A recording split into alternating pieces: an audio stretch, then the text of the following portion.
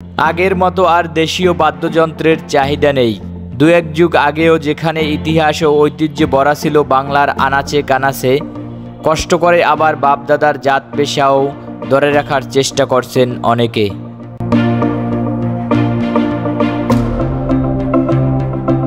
আস্ত গাছ কেটে খোদাই করে নিপুণ হাতে তৈরি হচ্ছে দেশীয় সংস্কৃতির ঐতিহ্যবাহী বাদ্যযন্ত্র ডাকডোল।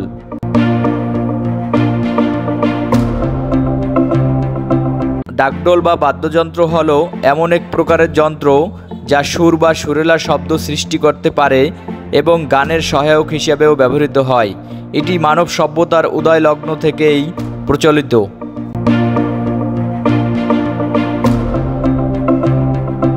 প্রাচীন বাদ্যযন্ত্রসমূহ ব্যবহৃত হতো মূলত বিভিন্ন ধর্মীয় ও প্রথাগত আচার অনুষ্ঠানে। তখন সেগুলো ব্যবহৃত হতো এক এক অনুষ্ঠান উপলক্ষে। ধীরে ধীরে সংস্কৃতির বিকাশ হয় এবং মানুষ বাদ্যযন্ত্রসমূহের যৌগিক ও মিলিত ব্যবহার শুরু করে বিনোদনের জন্য। আধুনিক বাদ্যযন্ত্রের কারণে উৎসব অনুষ্ঠানে এখন আর ডোলের তেমন কদর না থাকলেও পূজা পার্বণে এখনও ডাকডোলের কদর রয়েছে। পূজার আরতিতে ডোলের টাকডুম বোলের এখনও কোনো বিকল্প নেই।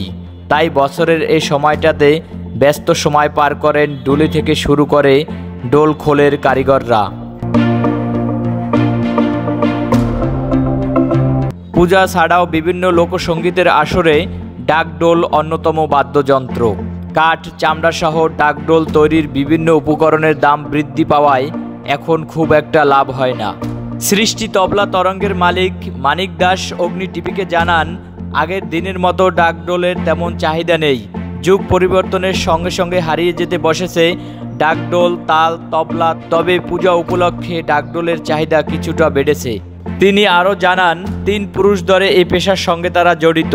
অনেক কষ্ট করে বাপদাদার পেশার হাল ধরে রেখেছেন। এই ব্যবসায় এখন যা আয় হয় তা দিয়ে ভরণ পোষণ করা কষ্টসাধ্য হয়ে পড়েছে।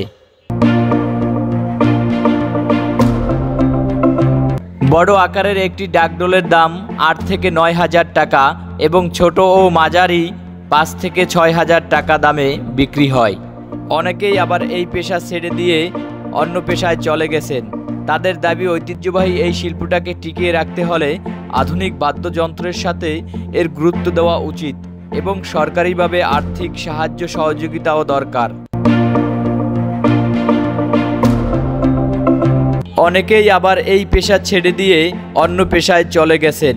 তাদের দাবি, ঐতিহ্যবাহী এই শিল্পটাকে টিকিয়ে রাখতে হলে আধুনিক বাদ্যযন্ত্রের সাথে এর গুরুত্ব দেওয়া উচিত এবং সরকারিভাবে আর্থিক সাহায্য সহযোগিতা দরকার।